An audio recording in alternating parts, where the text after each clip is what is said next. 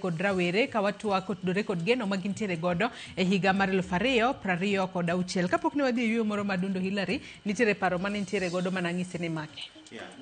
An gi paro nado wacho ni gima miyo kamoro ineno ka vijende mang'eny ok gin motivated mar kawo kura. Ing'eni gima miyo ng'ato kawo kura en mondo participate gi miluongo ni democratic process mar yiero jotelo. So, money is mondo kijana nego beni nyalo participate in the democratic process of election. Okay? But ananyalo nene ni vijende wa thoth vijende, and especially mantiere grassroots and even mantiere malo Nairobi and so on in our urban centers. Thoth ma ok dhi kawo kura onge gi motivation mar kawo kura no.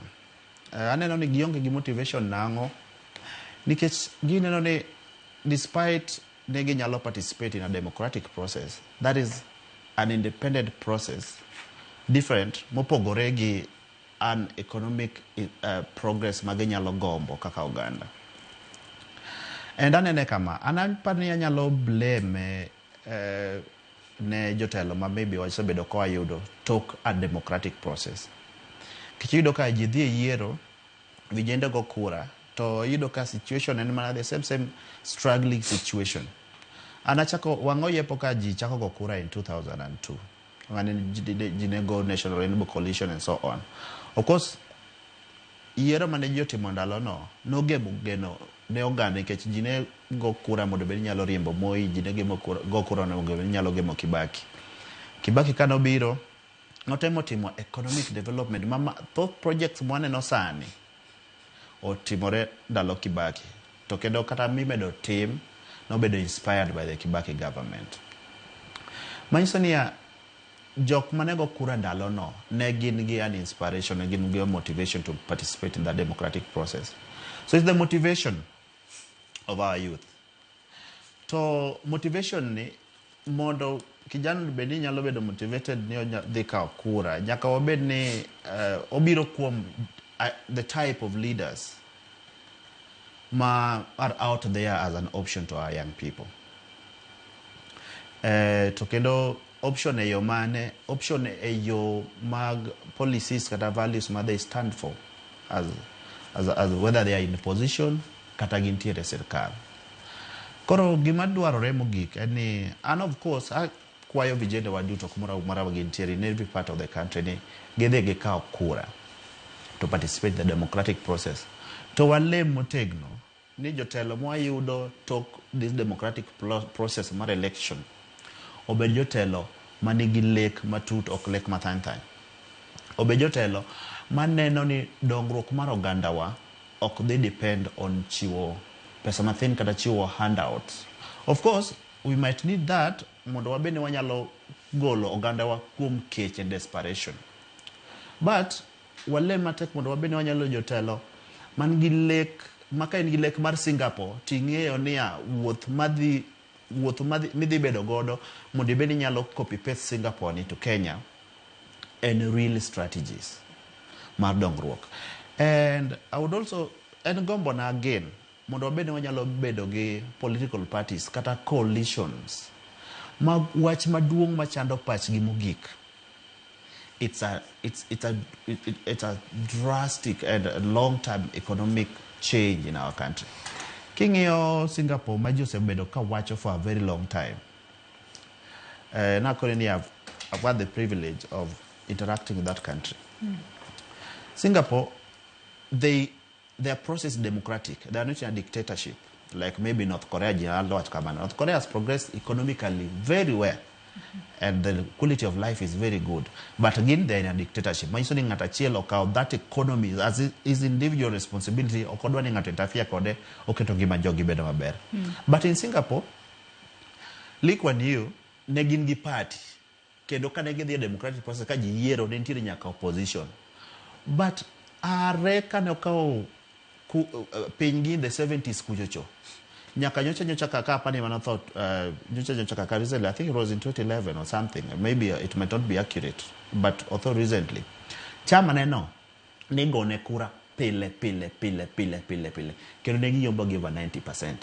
Negi yombo dango gima ne chando pachgi mogik every time they were in office, every time was economy. Ere kaka wanyalo yao Singapore kata kikime koro kaka Kenya ka.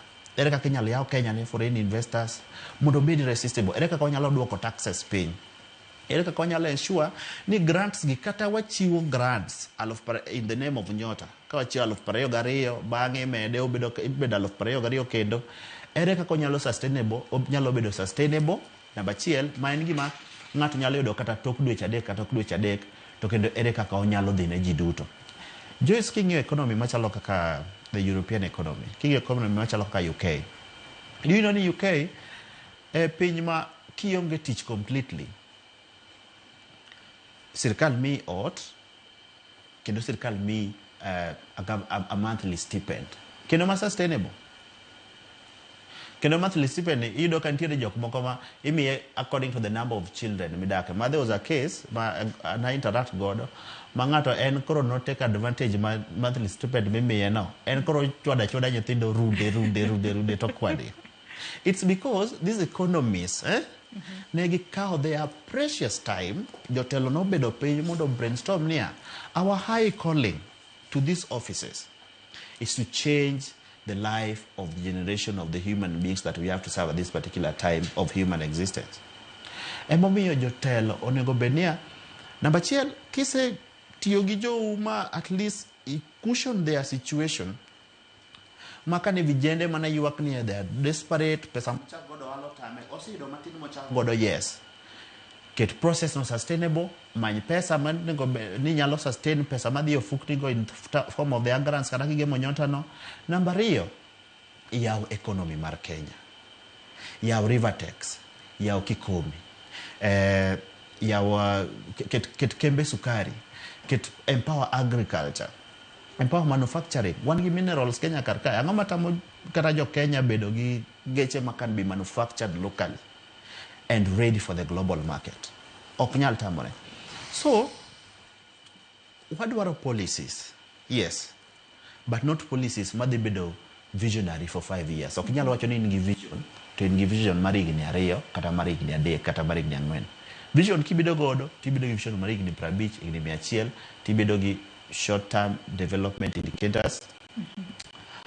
To itimo tich maka chieng' moro iti mi wuoka twako ni enyewe waneno lokruok in terms of our economy is structured to en nikech no yaro jatelo machalo kama. Koro jo vijende waka moro okau kura, yes, but I urge them ni gikau kura. You might never know. Nyasaye nyalo ka gikau kura ne makoro higa manyien kobiro to gibo bedo ka giyiero jotelo magine magidwaro. No, gidhi yiero agenda. Ingene seche ma en gi kura to opposition dhi miye agenda. To the government dhi miye agenda. Tin kaka kijana ibro bedo ni nyalo weni agenda mane maber kalore gi okang' ma wantiere sani economically. Iwinjo. Koro mano mi power mar yiero agenda. But at the same time gikawa kura but gilem matek ni kik wayud jotelo man gi agenda